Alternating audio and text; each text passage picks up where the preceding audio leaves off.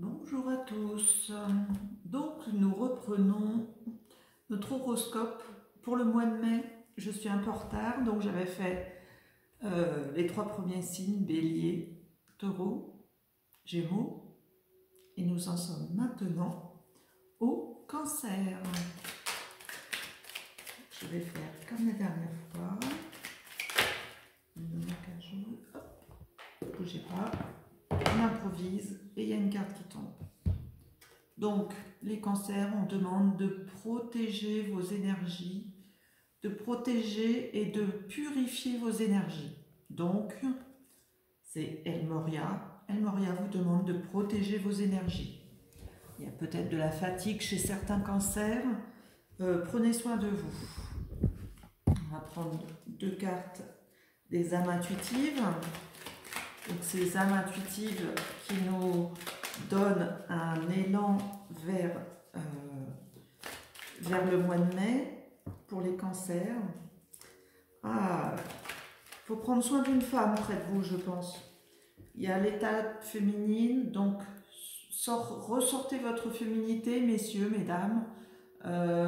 Prenez soin des gens, des figures maternelles près de vous, ou des figures féminines dans votre vie, donc que vous soyez un homme ou une femme, voilà, on vous demande de préserver votre féminité. Je vais tirer une deuxième carte, et nous avons le plan. Donc, les cancers, prenez le temps de mettre par écrit vos objectifs. Donc, objectif, on fait son plan de bataille, c'est le cas de le dire, visualiser le futur, prendre des décisions, et en les écrivant, ça permet de savoir où on en est, de savoir les objectifs un par un et de concrétiser. Donc voilà pour nos 2 cartes. Voilà, je n'ai pas de visibilité et je vais me dépêcher. Je ne sais pas si j'ai beaucoup de batterie. Voilà. Je vais vous les mettre là. Donc, nous allons tirer 6 cartes du jeu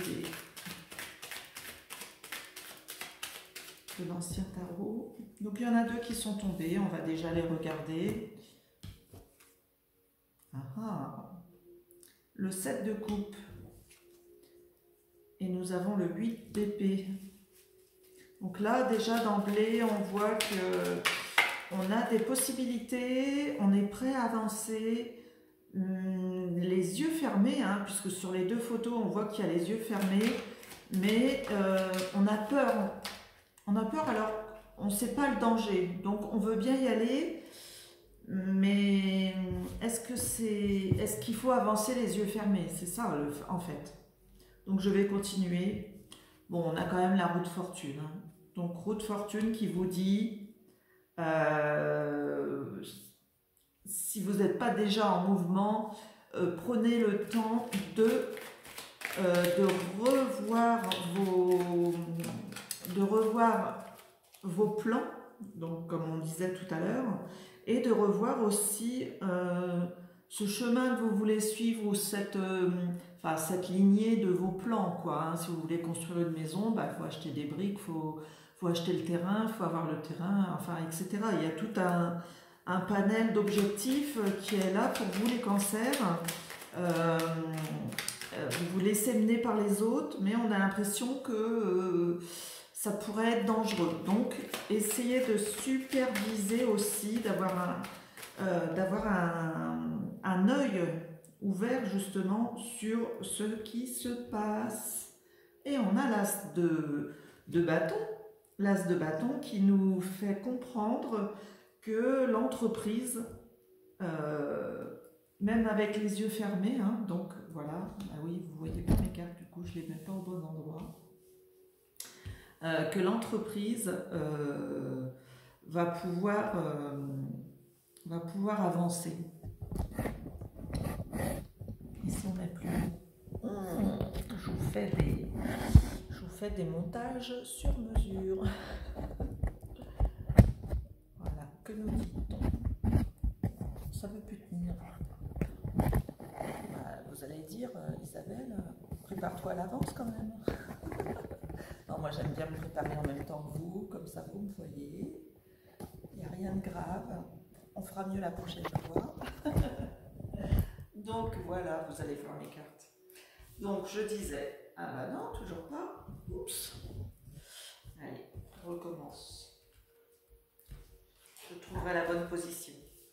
Donc on disait, le 7 de coupe, le 8 d'épée, voilà, je vais les mettre là, l'as de bâton et la roue de fortune. Donc cette roue de fortune, elle nous oblige à pousser,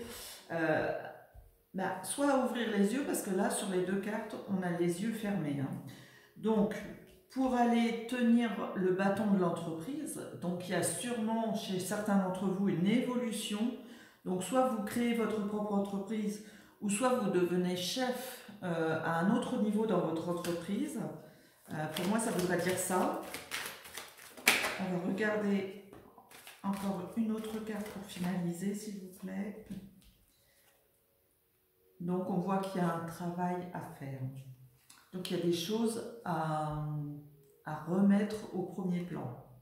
Donc au niveau du travail, on va gagner de l'argent, mais il faut creuser sa place, je dirais. Et avec ce 7 d'épée, donc 7 d'épée qui est en dessous la roue de fortune, on voit bien que les épées, elles sont là pour avoir un côté protecteur. On peut prendre une épée pour aller à son but, où on a et c'est une bataille de pouvoir travailler dans ces temps, dans les temps qui courent là. Donc l'as de bâton, c'est aussi savoir diriger sa vie, donc reprendre les rênes de sa vie. Donc cette période là où on a les yeux fermés, ça peut être une période où on n'a pas pu travailler, où on s'est posé, où on a fait confiance quelque part à ce que l'État voulait nous verser, ou à des a priori où on se disait ma foi ça ira mieux après, mais la roue elle a tourné pendant ce temps-là et elle tourne encore. Donc pour moi va falloir regarder qu'est-ce qu'on a comme arme ou comme outil pour continuer à évoluer durant ce mois de mai. Donc, on dit bien purifiez votre énergie, les cancers, oui. Préparez vos plans d'action et prenez soin de la féminité qui est en vous. Donc cette féminité, une fois de plus, je pense qu'elle permettra de prendre en douceur, ou de prendre en douceur mais avec une énergie nouvelle pour ce mois de mai qui n'est pas si facile pour les cancers finalement. Hein, on voit qu'il y a de l'argent, mais il faut quand même continuer à travailler, à gratter pour que les fruits de votre travail soient là à votre disposition. Cette carte du 7 d'épée, elle nous montre aussi quand même qu'on en mettra à l'abri, comme si on voulait protéger. Donc on prendra les armes, mais on les pose les armes. C'est comme si on dépose ces armes pour dire voilà, j'ai réussi à travailler et je vais évoluer. Je vous remercie les cancers et je vous dis à bientôt. Merci.